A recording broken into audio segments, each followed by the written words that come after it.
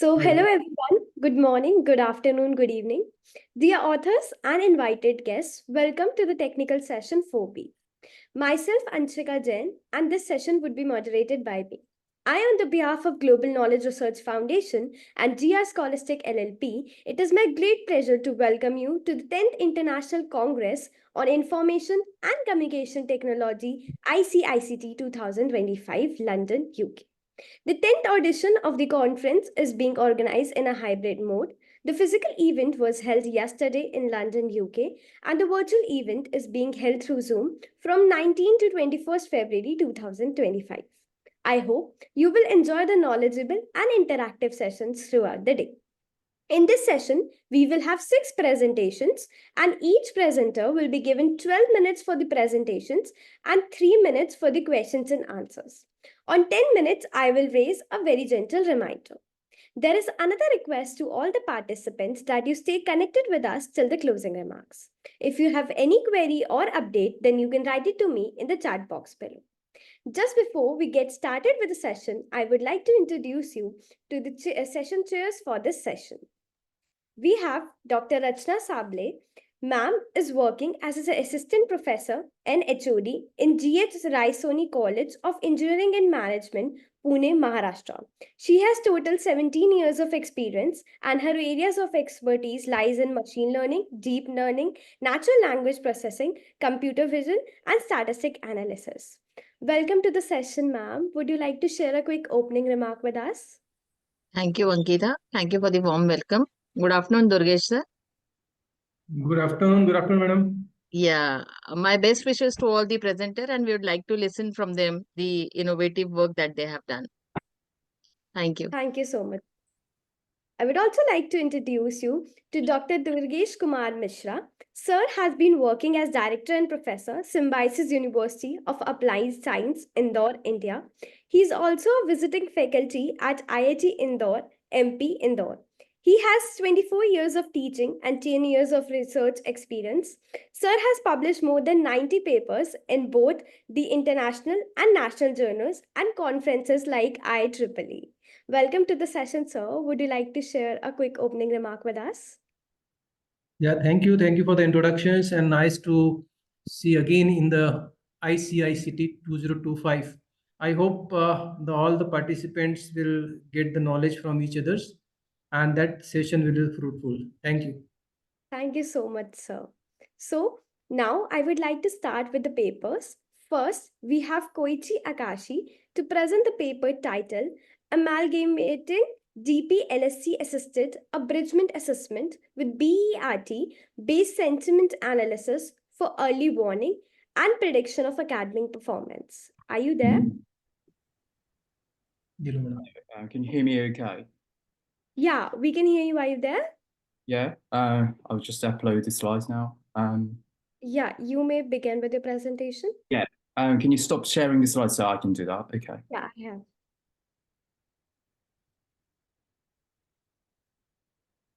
Okay, I suppose you see the slides now? Yeah, we can see your screen. You missed that. Okay, sure. So, hello everybody. My name is Koichi Akashi from the University of St Andrews in the UK. Today I'll be introducing the state-of-the-art method for quantifying the reading capabilities of students at the higher education institutions called abridgment, amalgamated with the optimization algorithms called DPLCS algorithms and the large language models called BERT for the sentiment analysis and for the early warnings and predictions of academic performance. So, introduction. It is generally acknowledged that constructing a valid reading comprehension strategy is quite testing and challenging. So far, summarization is accepted widely, but it is not quite optimal in terms of computability and quantifiability. We also have to make efforts to minimize the labor intensiveness of marking and have to seek the method which is implementable yet educationally effective. So first, defining the abridgment. So in terms of operation, it is equivalent to obtaining a subsequence from the text to form an abstract of the original passage. Just a quick reminder that subsequence is a set of characters from the original passage or text without changing the orders. So here's just one example. For given a string coffee, the cough, fee, co-e, and coffee and empty strings are all the examples of subsequences of coffee. In other words, we are not allowed to add, swap, or paraphrase the words or characters, and deletion is the only permitted procedures. The process is often word-based in languages like English, but maybe character-based, for example, in Japanese.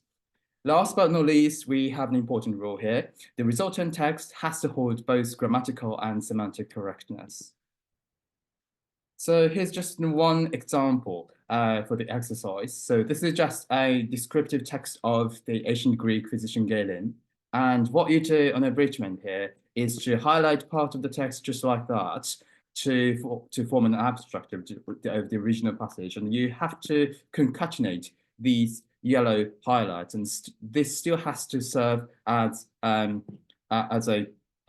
grammatically correct sentence.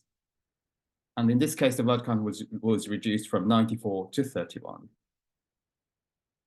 So, as briefly mentioned, the reading capabilities of students must be quantified.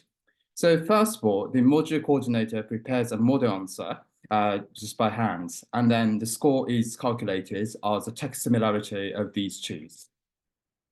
In calculations, this is based on the length of what's known as the longest common subsequence, or LCS. So that's the length, literally the length of the subsequence, which is shared by two strings of focus. And in order to computationally calculate it in realistic time, we use a technique called dynamic programming, or DP.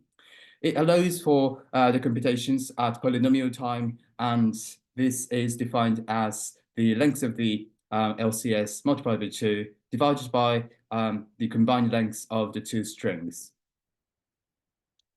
So we already have the computed grades, and we also collect the reflections after each trials. So reflection involves how they felt, what went well, what can be improved, or what they will do next. And we combine the grades and reflections to identify the students at the risk or who may need the special support.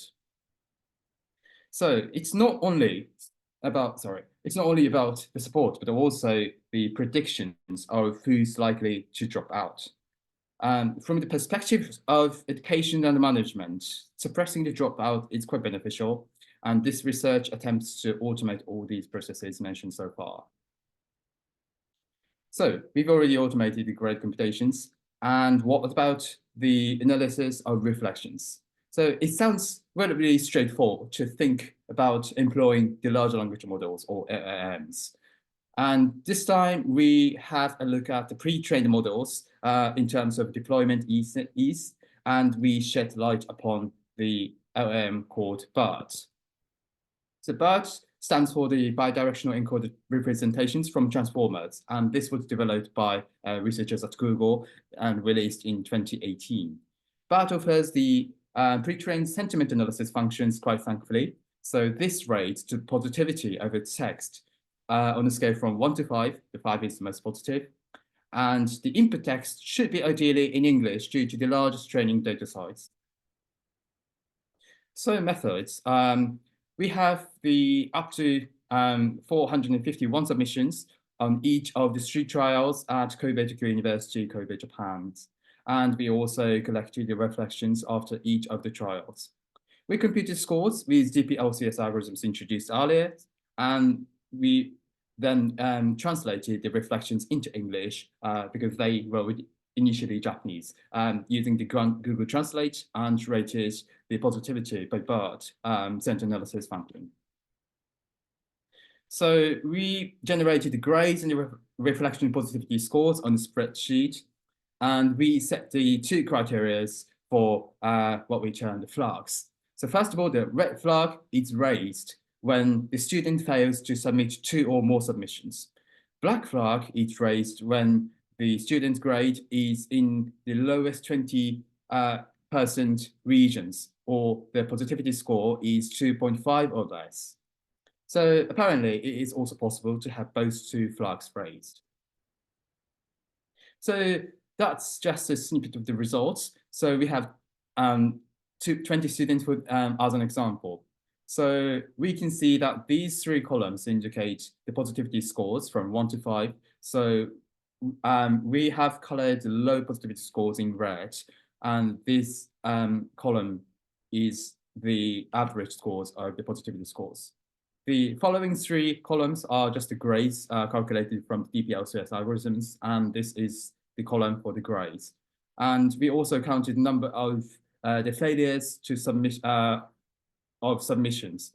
In these cases, we have red flags because of the number of failures to submit the text, but also we have the black flags just because of the low positivity scores or the low average grades. Statistics, so the class size was, as mentioned, 451, and it appeared that 9% of students received the red flags for the submission failures, 20% received the black flag for the low grades or low positivity scores, and 1%, which is 6 students, received both two flags. And when the threshold value for the low grade, which used to be 20%, was changed to 10%, then the black flag count was reduced to 52 from 92. So it's just a couple of examples from the reflection text with the low positivity scores. So the first one indicates that they felt that all the words and phrases that appeared were important, and they had no idea what was important specifically. The second one points out that they lost track of the meaning of the sentence by abridging. On the other hand, the text with, which is highly positive indicates that they have a high degree of confidence, and it seems to have been quite practical for the students with high positivity scores. So discussions. Again, when it comes to the black flag criterion, this should be flexibly modified to meet educators' monitoring and supporting capacities manually. And obviously, the academic warning projection is quite valuable, providing support before the situation becomes too worsened to remedy. So we acknowledge one limitation, which is the variability of the writing styles of reflections. So we propose that this be resolved by introducing a standardized format of reflections, such as the Gibbs reflection model. So Gibbs reflective cycle involves 6 stages in writing the reflections, starting with the descriptions. So what happened and feeling, what they felt, evaluation, what they thought about it, analysis, how they think they can improve, and conclusions and action plans, what they will do next. So to conclude, the education has been and mostly is still empowered despite the predominance of technology in many aspects of our lives, and chores are being the major obstacles in the way towards the efficiency and quality in education. Abridgment is pretty a groundbreaking approach to usher the wisdom of computer science into education. And by nature, the abridgment allows the reading capability to be quantified with objectivities. And furthermore, use of the large language models, or more generally, the artificial intelligence, allowed for the further flexibility in assessment systems. And following these progresses, abridgment may embody the paradigm shift of education tomorrow. Thank you. Thank you so much for your presentation. Sir and ma'am, do you have any questions? Nice work, Kochi. I just wanted to ask you that you have directly used BERT model.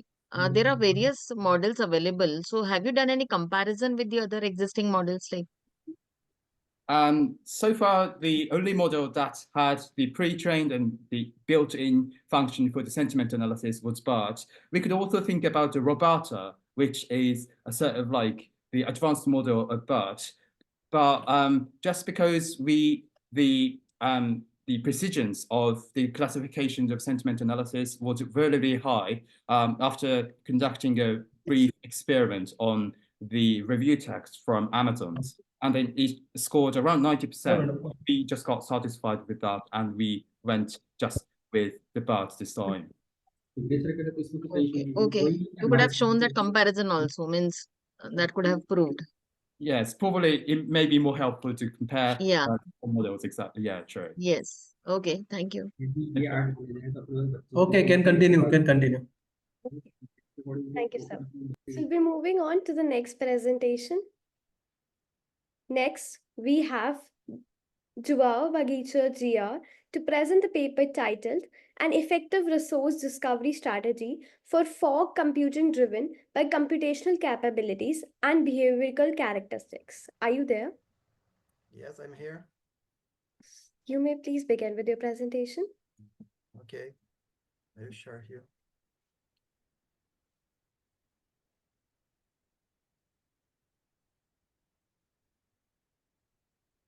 It's okay?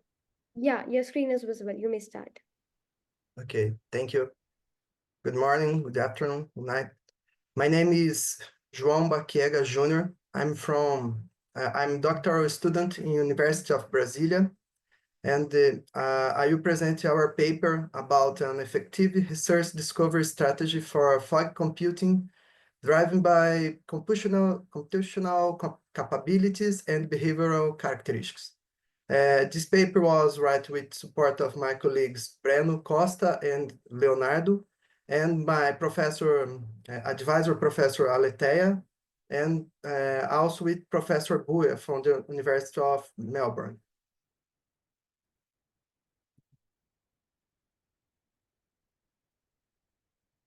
To start, I will contextualize fog computing. The fog computing is a paradigm that allows for the distribution of computing resources and services at the edge of the network, close to end users, and complementing cloud computing. It's made of fog nodes, which are the devices. A fog node has computational capabilities like CPU, storage, memory, and it's also made for some behavioral characteristics. Availability, interoperability, mobility are examples. So this work presents a proposal for resource discovery that considers both computational capabilities and behavioral characteristics in the discovery process consuming few computational resources. In our previous work, we present a resource management in fog computing proposal for with 5 steps. So the first one is discover, that aims to find new resources in a dynamic fog computing environment and making them available in a resource catalog. The second step is the estimation, that's the calculation of amount of computing resource that is necessary, that is we need to perform a set of tasks. The third one is the allocation step that aims to select the best catalog resource to execute the workload in the fog environment.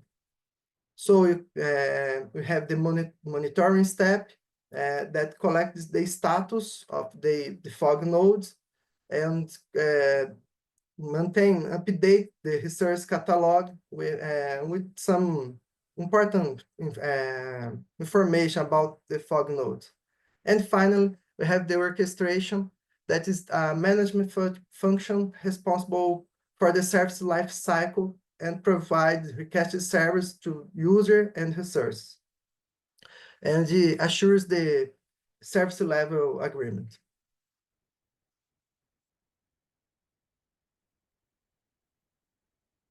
A resource in fog computing resource discovery is necessary because some methods used in other paradigms like cloud computing cannot be fully used in fog computing because we have some differences. Fog computing has some characteristics and challenges in resource discovery methods that is not common in other paradigms.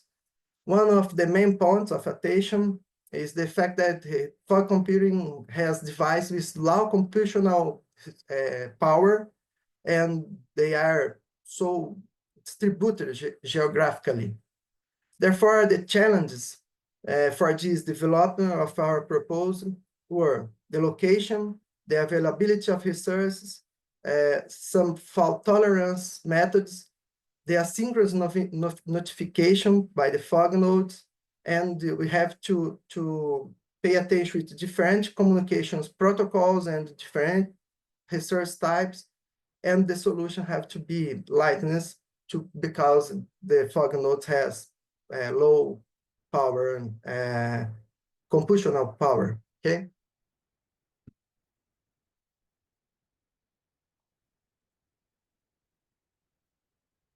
So what does our proposal bring? In a fog environment, there is a set of fog nodes we can see here in this first mathematical function. That is, we have some fog nodes in a fog environment. We define two groups. The fog node has computational capabilities that represent minimal requirements for task execution, represented by the letter C. And we have our also behavioral characteristics that are represented by the letter B. So the goal is to be able to measure and include all of these attributes in the resource catalog. That is here this matrix. So this matrix is composed by all elements in group C and group B.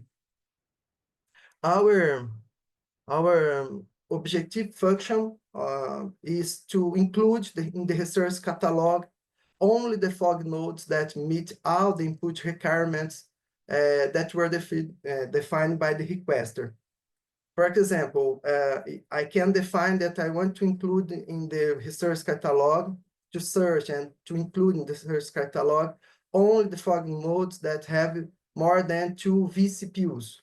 So the discover process will find and include in the resource catalog only these fog nodes. And we have a restriction that I will only include in the catalog, in the resource catalog, only the fog nodes that meet all the input criteria that were defined. Wherever these criteria are for computational capabilities and behavioral characteristics.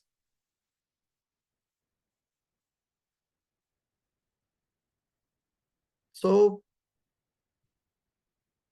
basically, our algorithm does this sequence. We have the requester indicates the fog node selection criteria, and a search is initiated and by a centralized server. And the fog nodes are discovered, they are analyzed and compared with the resource catalog. So if the fog node is not in the resource catalog, it's a new fog node, it's included in the resource catalog if the requester parameters are all, it's okay, all of them. So the resource catalog is updated. We performed our experiment in a real experiment environment with about 32 devices, and we made 4 experiments. In the first, we evaluate the completeness of the search and the algorithm was able to find all the fog nodes in the environment. In the second test, we evaluate the ability of the algorithm to select only fog nodes that meets determined criteria, and the result was also positive. We also performed runtime and network construction tests, and they also suitable for using fog computing environments. And our main concern was the consumption of computational resources. Since the fog compute is a limitation in the fog nodes and device.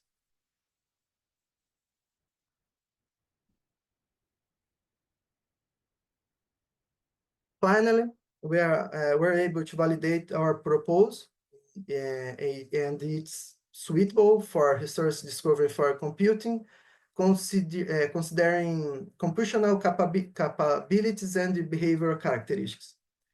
Of course, we still have a lot of work ahead, such as adding new network protocols and device types, especially with different operation systems.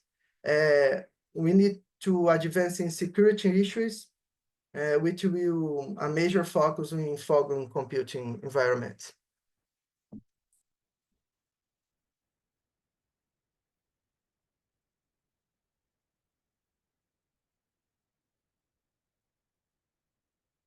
That's it. I hope I'm on time. Thank you very much. I'd like to thank the organizers for this event and for the opportunity to present our work here. I'm available for questions and feedback. Thank you. Thank you Yeah. so much. Yeah, for your Johan, I have one question for that. How Okay. you can check the computational cost during these computations? Sorry, can you repeat, please? How you can check the computational cost? No, we don't implement this in this proposal. Hello? Are you able to understand this? Do you ask about the computational cost? Okay. Yeah, computational cost, right? Okay. In this implementation, in our proposal, we don't consider the cost. We just consider the requirements about computational capabilities and behavioral characteristics. We Okay. don't consider cost in neither of them. Okay, thank you. Otherwise, good. Thank you so much for your presentation, ma'am. Do you have any questions? Yeah, I just wanted to know how the allocation of the fog nodes are being done from the resource catalog, how the scheduling is done. Is there any process? Yes. In this paper, we focus only on to discover and put our fog nodes found in the research catalog. We have another proposal and another study about the resource allocation process that we treat this step. Not in this paper focuses only to discover and put them available in the research catalog. Okay. Thank you so much. So we'll be moving on to the next presentation.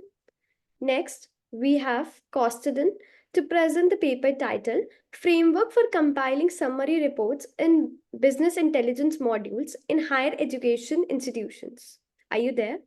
Thank you. I'm here. Can you hear me? Yeah.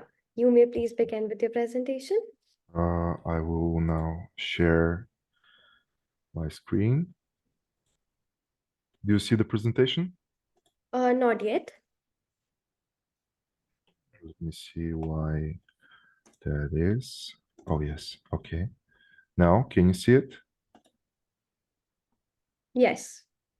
Great. You begin. Okay. Let me just...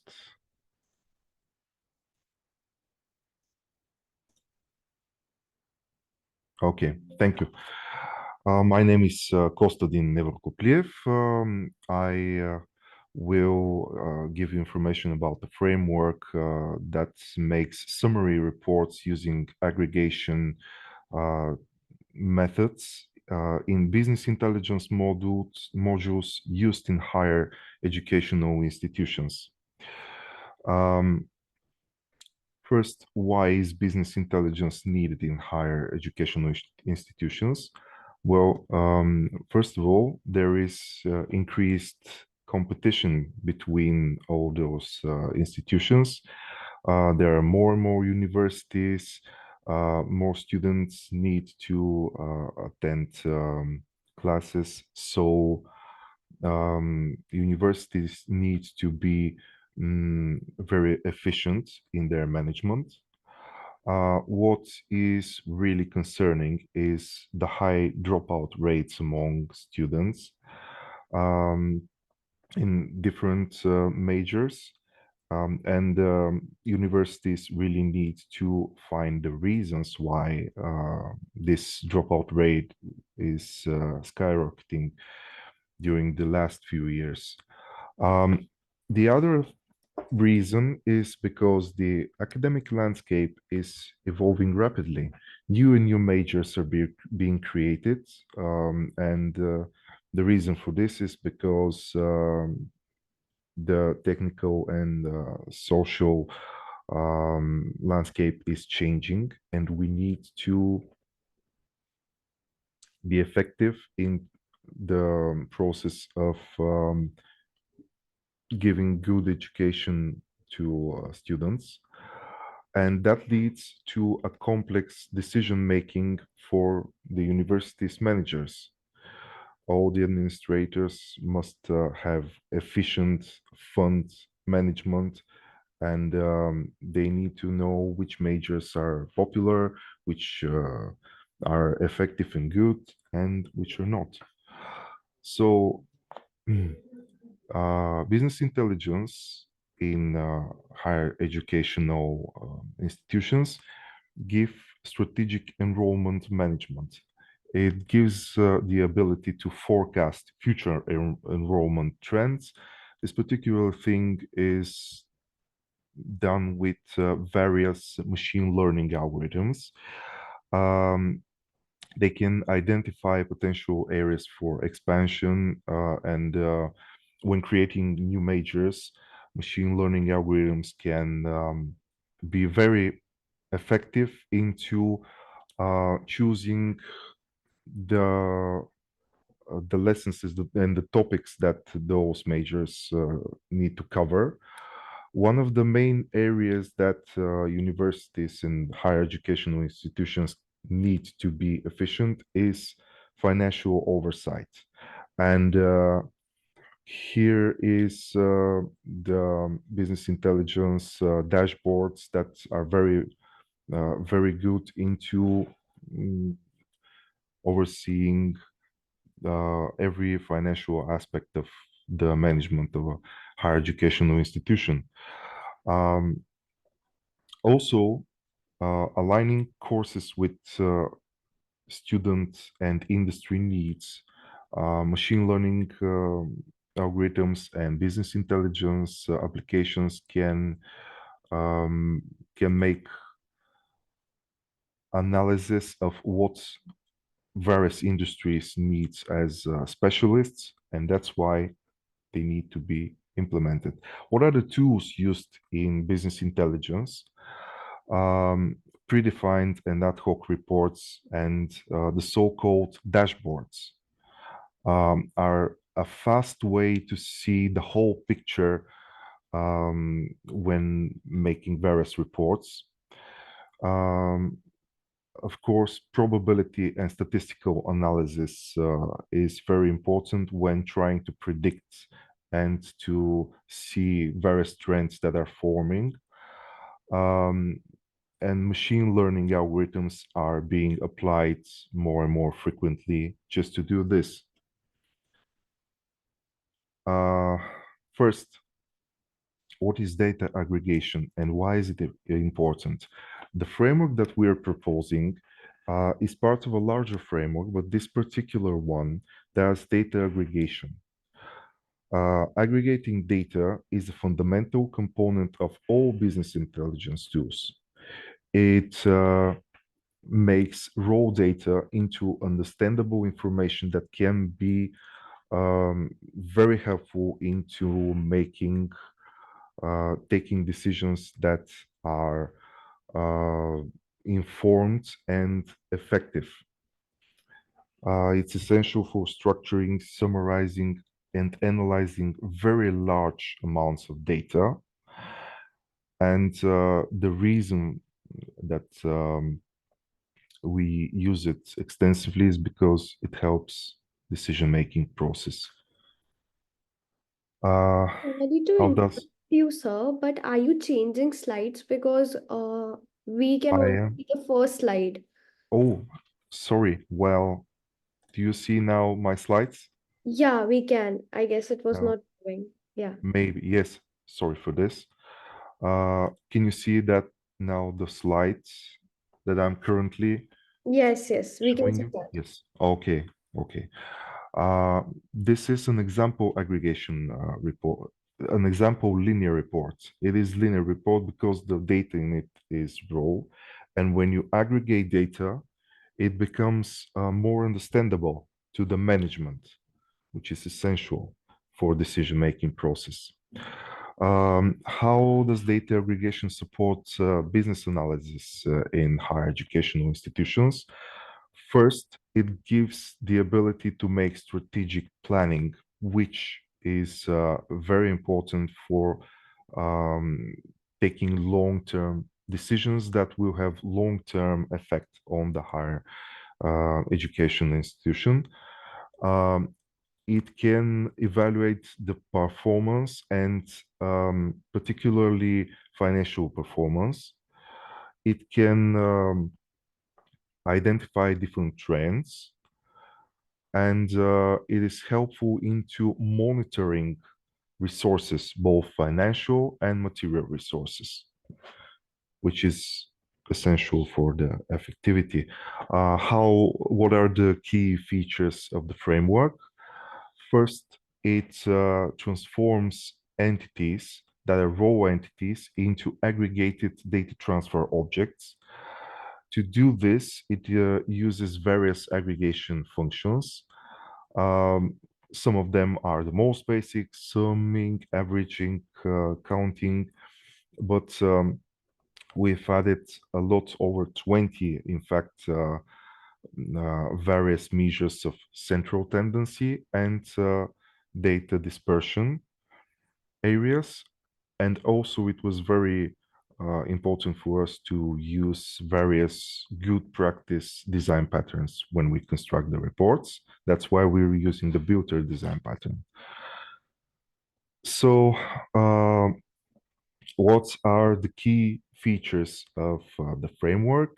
It can do secondary processing when the data is processed first. It can be processed again and again and again. This is kind of a staging of data processing. It allows the stacking of different aggregations, and the builder design pattern makes this process very easy. What is the process workflow?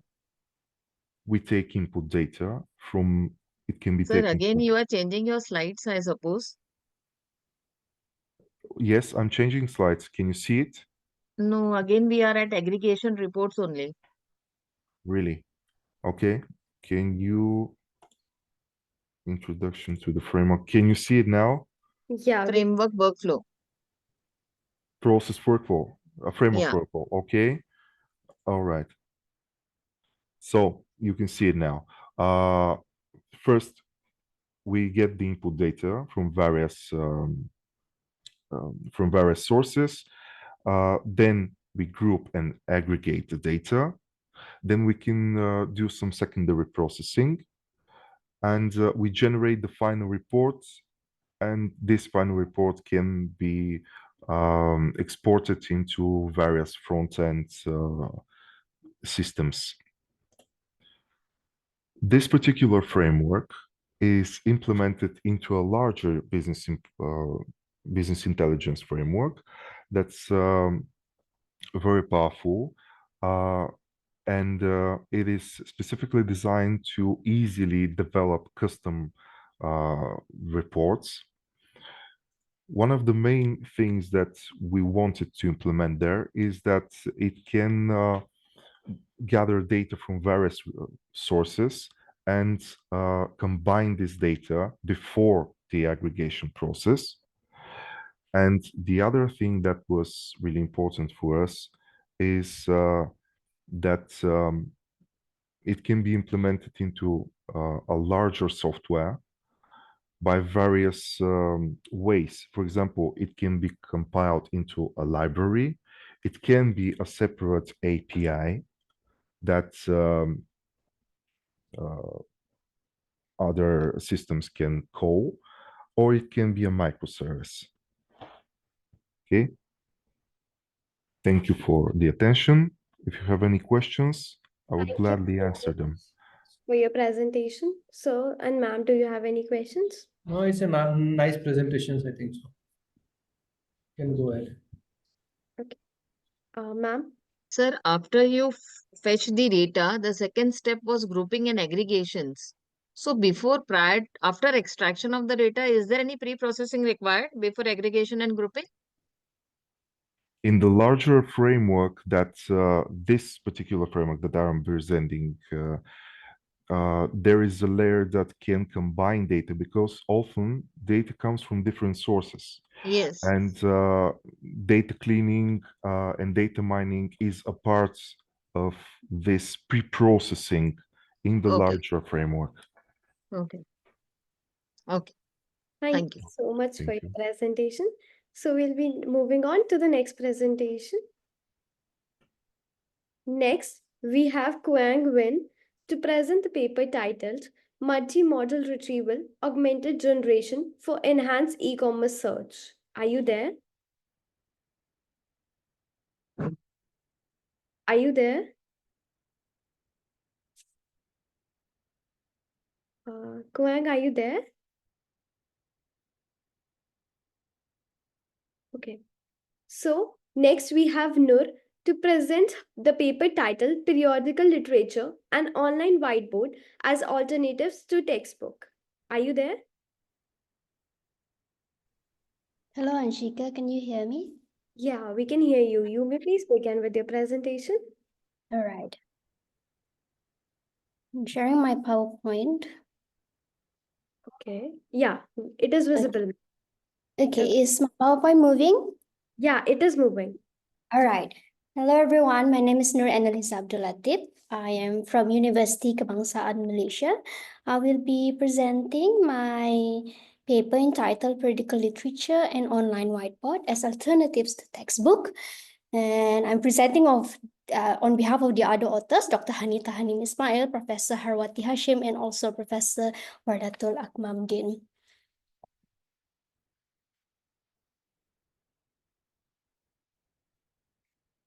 So textbook is a very crucial resources because it gives you the ideas of curriculum, create the framework, and also set the learning outcomes so that the teachers and students will be able to use it. So an ideal textbook should be informative, instructional, and it should give you experience and eliciting and exploratory for learners to experience.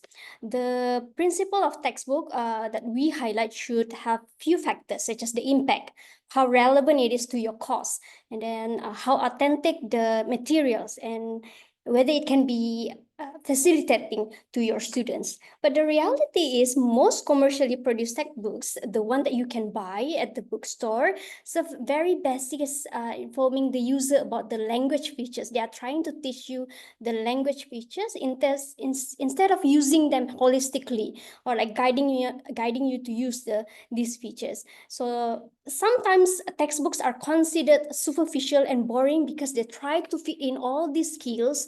They are trying to cover all these 4 skills instead of encouraging you to make meaningful and holistic language learning experience. And often the government set the textbook, which one should you use? So teachers feel obliged to use in a language classroom as it is part of the framework of the curriculum, also our syllabus.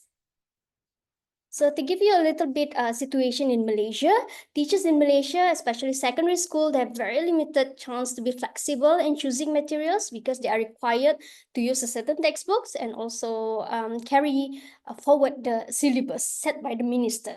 And of course, with the alignment of CFR, the Common European Framework of Reference, to our national examination, I think there are two national examinations that were aligned with CFR in the past few years, and it made textbook even become very visible for test preparation materials. Of course, we understand that the textbook is easy, it's very easy to get, and it's cheap, very easy to use. You can find it anywhere. And also they have a lot of test invitation that is very important for the test. But such situation may overprotect you to the real language use of using authentic text, especially in reading classroom. Because when you are using too much adapted and simplified text, it doesn't give you the real language experience. Of course, it built a sense of familiarity towards the exam itself. So when you are using authentic text, it provides you to the exposure of the typical language, how you should use the language in real life. Because in real life, we read like not only half pages text, but maybe it can go up to 2 to 4 pages. An article can gives you 16 pages. So that's how in real life language is. And then learning text should develop your confidence at the same time. So of course, you are preparing for the national examination, but it should provide you the confidence and also opportunities for you to be communicative in that sense. So there is a lack of empirical evidence of using alternative materials in reading class, especially geared towards national examination and how it can influence the reading marks afterwards. So the study aims to answer two questions. We are using the alternatives of textbook, which are critical literature and online whiteboard, to see how it can affect the reading achievement. So the first questions, what are the students' reading achievement after using these materials? And is there any difference between those who are using critical literature and online whiteboard and also those who are using textbook set by the minister? So this study is significant system of pedagogy because we want to provide important direction in material development. The study believed that reading should be more suited to the 21st learning century. And of course, this is a setting of national examination. So we want to give confidence to the teachers that you still can incorporate materials outside of textbooks, promote your active learning without jeopardizing your national examination preparation. And we will, authentic reading text is actually a dominant role in promoting learning because it can develop your language skills. And of course, it's very important to give you motivation in terms of reading and build your reading comprehension. And of course, it exposes you to the real life language demand. In Malaysia, students are willing to accept and explore such text if given opportunities. And also, it is proven that reading such texts actually activate their background knowledge. So the diversity of authentic materials, especially reading text, is still underexplored in Malaysia, specifically in reading classroom geared towards national examination. And of course, we always think that reading is something that is very isolated, especially when you're stressed towards exam, but you can actually read collaboratively. You can interact and solve problems in a text to build your comprehension with your peers and also your teachers. So there are many technology platforms to be considered in tackling reading collaboratively.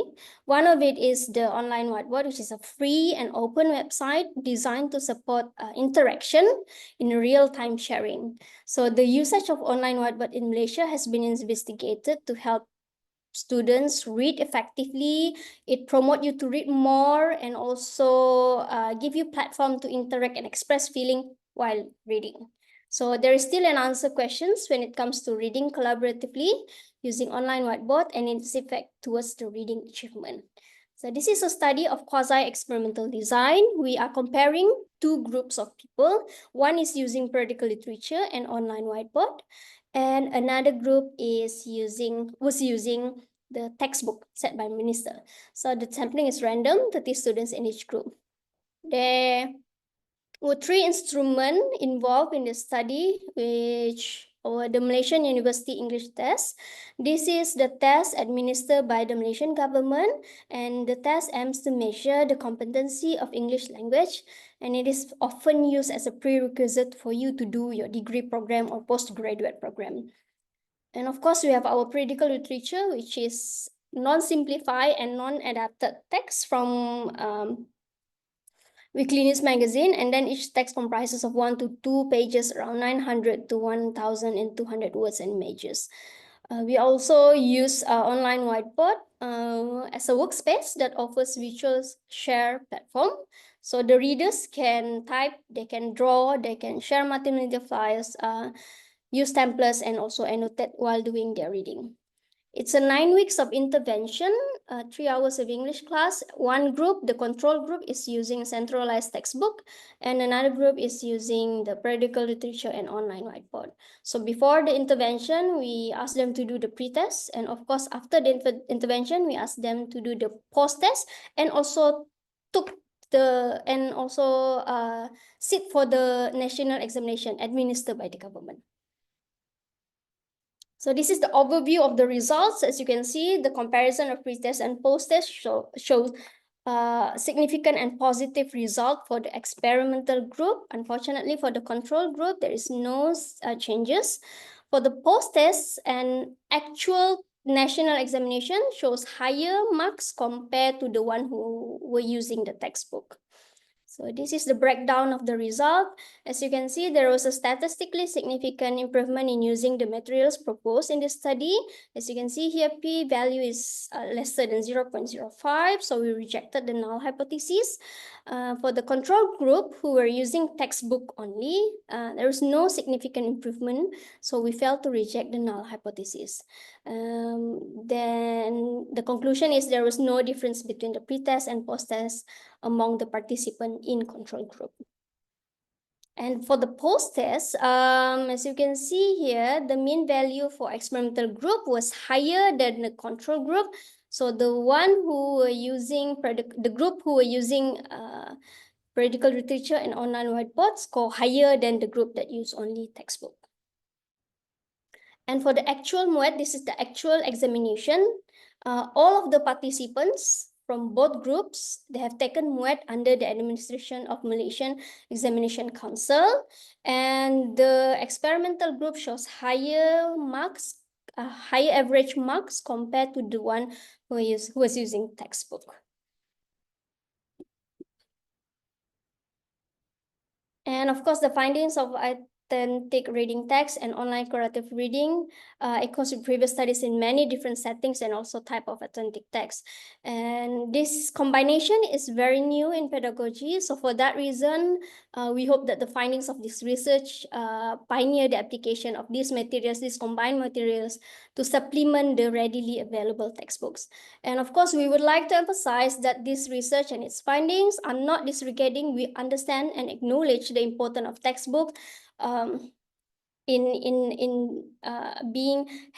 having extensive role, especially in our curriculum, but rather we are trying to provide alternatives of using other impactful materials and something that is very technology based, in line with current situation.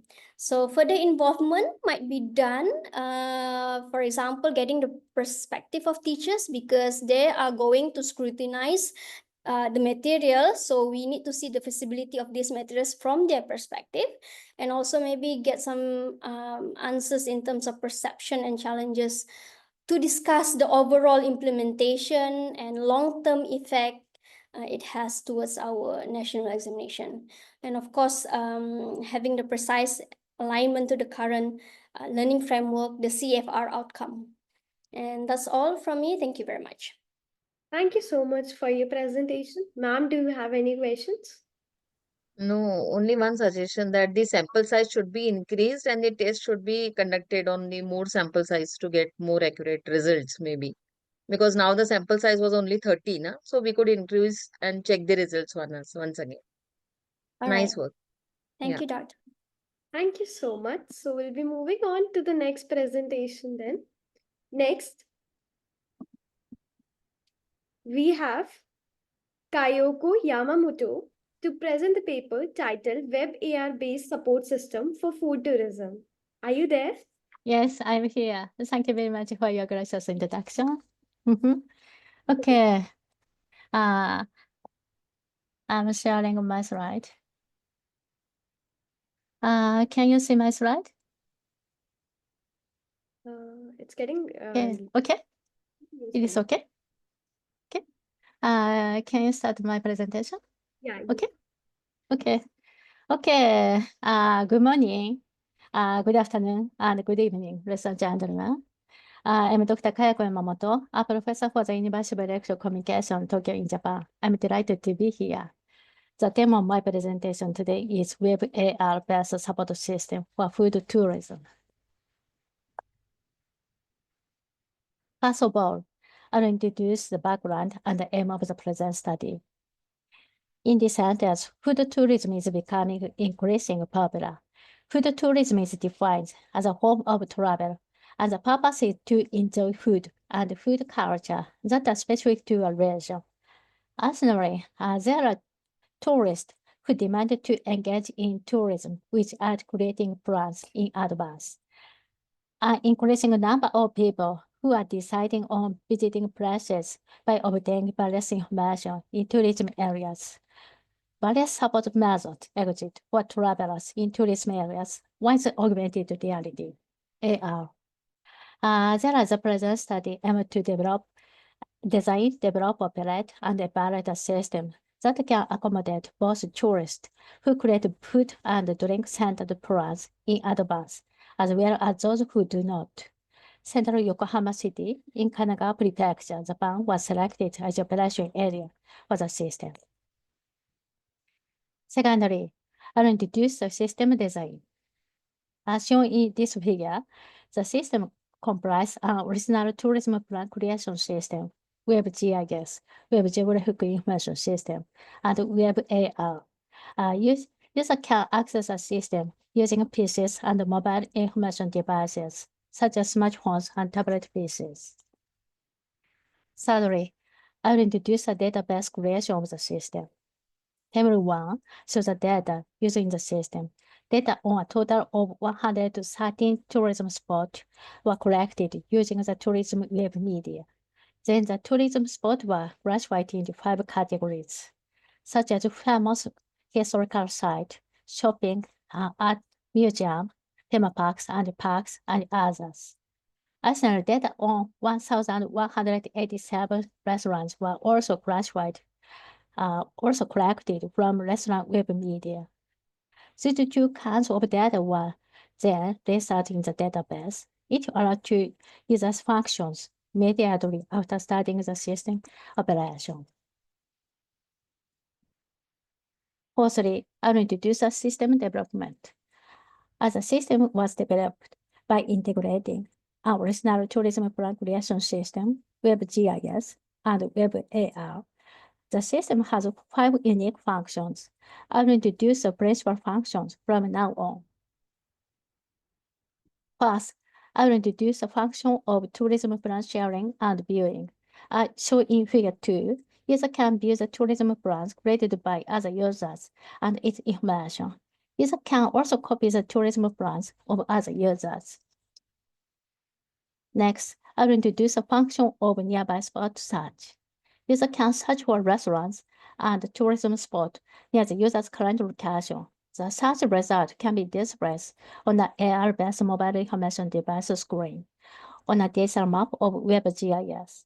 As shown in this figure, the results show displays using images and objects on the AR-based mobile information device screen. Next, I will introduce a function of navigation. As shown in Figure 4, using the AR-based mobile information device screen, user can receive navigation instruction moving the correct location to the next destinations. Users can also use this screen to display objects that show the destination and the distance from the current location. User can confirm the destination information with images. In the system backend, the following processing for 5 functions were conducted. Fifthly, I will introduce the operation and the operation of the system. The system was operated for 30 years from December 2023 to January 2024, while targeting people around the operation area. During the operation period, there were 50 users in total. The system was primarily utilized by younger people, but also by people across a wide range of ages. 20 tourism plans were created by users. After the operation, a web question survey for users was administered in order to evaluate the principal functions and the overall system. All of the users respond to the question survey. Next, I will introduce the evaluation result based on the web question survey for users. As shown in Table 2, regarding the principal functions, all of these are highly varied by users. The function of tourism plan sharing and viewing were highly varied in particular. Regarding the overall system, the system was extremely useful for almost all users. Additionally, though there is a room for improvement in some functions based on the open-ended response, the system was extremely easy to use for almost all users. Due to time constraints, I cannot introduce all of the evaluation results. For this reason, please refer to our paper that will be published in conference proceedings by the spring.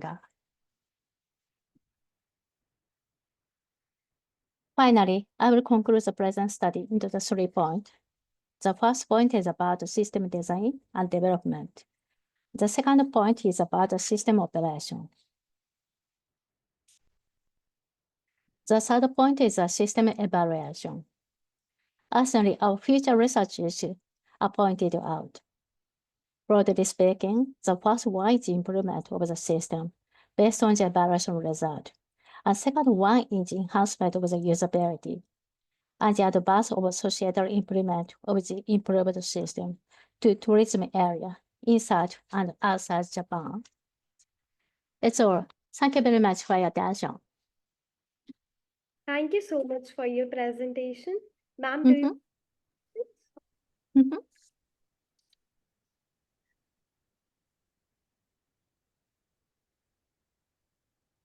Do you have any questions? Yeah, I just wanted to ask, is there any system which exists on the current scenario, what you have presented? So similar this scenario, do you wish to ask me? Yeah, I'm asking you. Uh-huh. Similar system exists currently. Is there any similar system which exists? Yes. Yes. Because there might be, I suppose. We notice some similar system with ours exit. However, there is some point. There are some point. We can just demonstrate our originality. First one is we target food tourism, just food tourism, and not only restaurant and cafe, but also tourism spot nearby users' location. And second point is to implement navigation functions. Using Web AR and Web GIS. At such point, our originality. Okay. Okay. Thank you. Thank you so much for your presentation. Wow. One person wish to ask me question or comment. Okay. Yes, Dr. Lario. Yeah. Yes, good afternoon. I just wanted to find out from you, how did you measure your questionnaires? Because I've seen there, you have go to the slide that you have the questions. Yes. We conducted the online question survey. And based on such a question survey, what users we evaluate our system. Okay, it's just a Online, follow-up online. question. Okay, Pardon? online It's question. just a follow-up question from my side. I understand that what you have put there with the perceived of use and perceived of usefulness, that is actually informed by the theoretical frameworks, such as the UTAUT and technological acceptance model. So I would have Yes. assumed that that would have been in of such. And if so, I would have advised you then to also highlight it in your full Word document or in your full write-up. Thank you. Thank you very much for giving us very important advice. Thank you very much. Thank you so much. So I just want to ask, do we have Koang or any of the co-authors there to present? Do we have? Pardon? Okay. Excuse me. You're asking me question? No. No. Okay. Okay. Thank you. Thank you. So do we have Thank you. Koang or any of our co-authors to present the paper? I guess no. So, I would like to sincerely thank our authors for their excellent presentation and contribution in this session, and all our participants for being a part of this international conference. I hope the session was informative enough. We, on the behalf of the whole team, thank you for your support during this 10th version and all the previous 9 versions of the conference. We will be happy to have you in the 11th version in 2026 as well. All the presenters would be getting their digital certificates through email within 2 working days. Further, all the papers have already been forwarded to Springer. The publication will be live within 6 months, so kindly cooperate with the team of ICICT 2025. Before ending this session, I would like to take a moment to thank our session chair, Dr. Rachna Sable, for chairing this session. Thank you so much, ma'am. Would you like to share a quick closing remark with us? Thank you. All the sessions were, the presentations were wonderful with innovative ideas, and best wishes for the next work. Thank you. Thank you so much, ma'am. I would also like to thank Dr. Durgesh Kumar Mishra for sharing this session. Sir, would you like to share a quick closing remark with us? Okay, I guess there might be some network issue. So this is a token of appreciation from our side on the behalf of the whole team of ICICT 2025 and Global Knowledge Research Foundation and partners. Thank you everyone for your valuable presence. I would like everyone to please turn on their cameras for a quick snapshot. Everyone, please kindly turn on your cameras for a quick snapshot.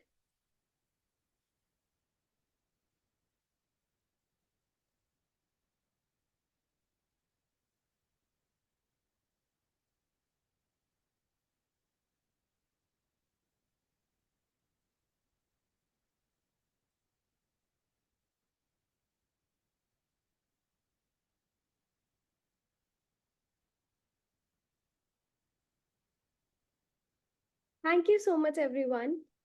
It was a pleasure to Thank see you all. Thank you. Thank you.